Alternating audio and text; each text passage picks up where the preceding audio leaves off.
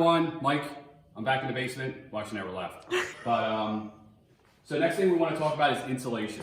Okay, this is our second basement. Like I said before, we did insulation 2 different ways. The insulation we did in the old house is we actually used extruded foam board, which I have actually pieces from the old house here. So this is just the 4x8 sheets of extruded foam board. You can get it this is from Lowe's. And what I did was, before, of course, we took care of all the water issues first, filled in all the cracks, did all of that. Then we also dry locked the entire foundation as well with the dry lock paint, which is a big pain in the butt. But we did, so for the old house, what we did was we did the dry lock first, and then we put this foam board on all the perimeter walls. Okay, we filled up the walls all the way, the whole wall, and then we did all the band boards as well. It worked great actually. We taped all the seams. You want to use the tape to seam it, to cover all the seams. But it's a real pain in the butt when you get up here. Okay. And then what we did at the old house is we had the insulation, and then we built our 2x4 walls in front of this insulation, and then we put batt insulation, R13 batt insulation, in the bays. Okay. And that was actually a really great system. It worked fine. We were in there for 10 years, didn't have any issues with any moisture or anything going wrong. We moved to this house. I wanted to do a little bit of a better system.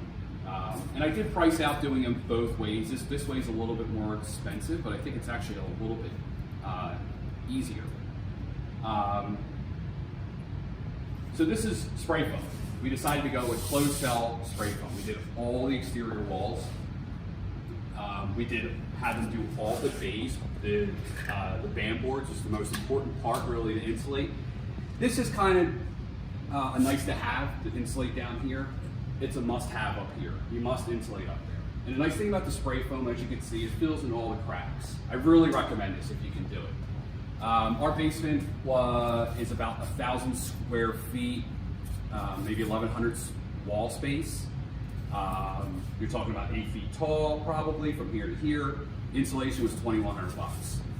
Okay, I think it's well worth it. I didn't have to dry lock. I didn't have to paint all the walls with the dry lock paint. They came in and did it one day. I didn't have to go to the store and buy, I think it was 70 panels, tape all the seams and fill in all those. I didn't have to worry about fiberglass insulation down the road at all. This is basically done. Insulation's done when you do it this way.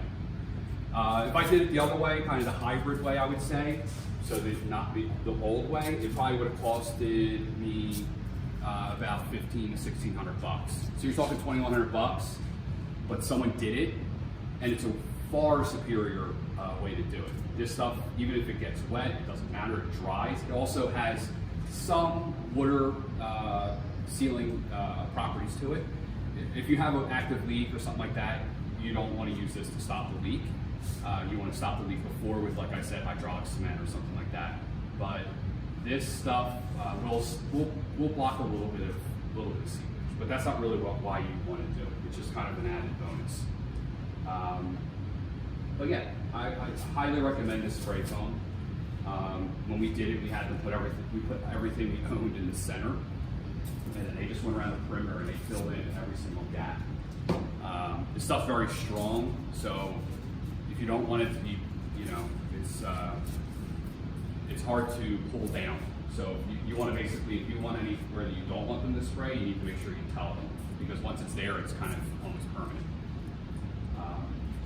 But for insulation, I'd say this is the best way to go for a basement. Thank you.